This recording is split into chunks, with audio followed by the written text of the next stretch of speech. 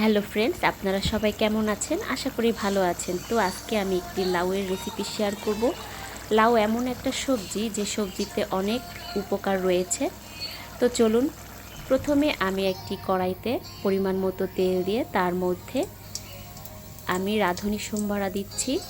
আর লাউয়ে যদি আমরা রাঁধুনি সম্বার দিই তাহলে খেতে অনেকটা টেস্ট হয়। তেলের মধ্যে আমি পেঁয়াজ কুচি দিয়ে দিচ্ছি, কাঁচামরিচ ফালি দিয়ে দিচ্ছি, আদা রসুনের পেস্ট সঙ্গে জিরা,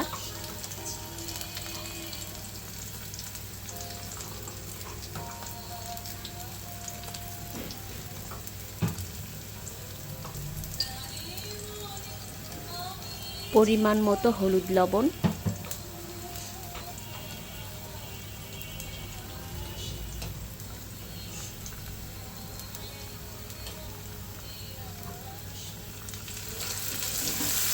এরপরে ভালো করে নেড়ে চেড়ে আমি মশলাটা একটু কষিয়ে নেব।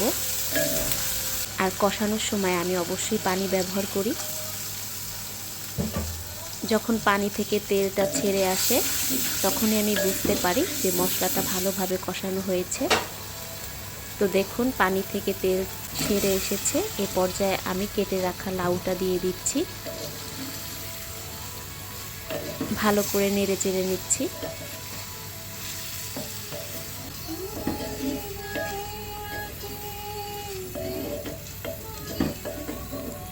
লাউটা থেকে যত সময় পানি না ছাড়ে তত সময় আমি কষিয়ে নিয়েছি। এরপরে আমি পানি দিয়ে দিচ্ছি। বেশি পানি প্রয়োজন হবে না, কারণ লাউ থেকে পানি ছাড়বে।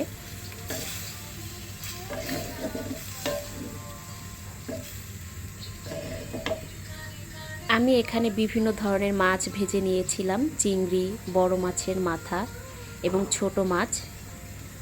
তো ভাজা মাছটা দিয়ে দিলাম।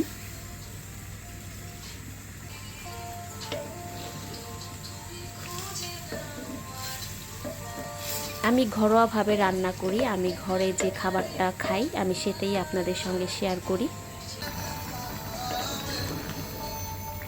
তো দেখুন, লাউটা বেশ গলে গেছে এবং ঝোলটাও মোটামুটি শুকিয়ে এসেছে। এ পর্যায়ে আমি ভাজা জিরার গুঁড়া দিয়ে দিচ্ছি, এতে করে টেস্টটা ভালো আসবে।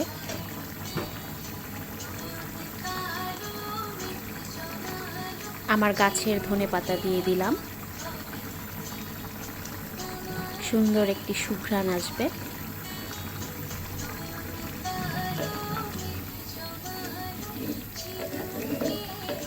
ভালো করে নেড়ে চেড়ে দিচ্ছি।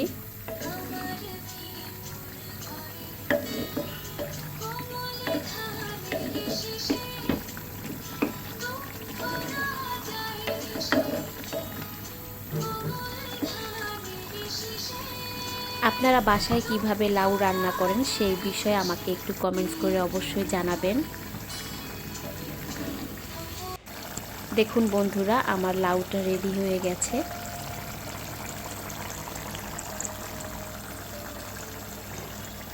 আর সবসময় লাইক, কমেন্ট, শেয়ার করে আমার পাশে থাকবেন।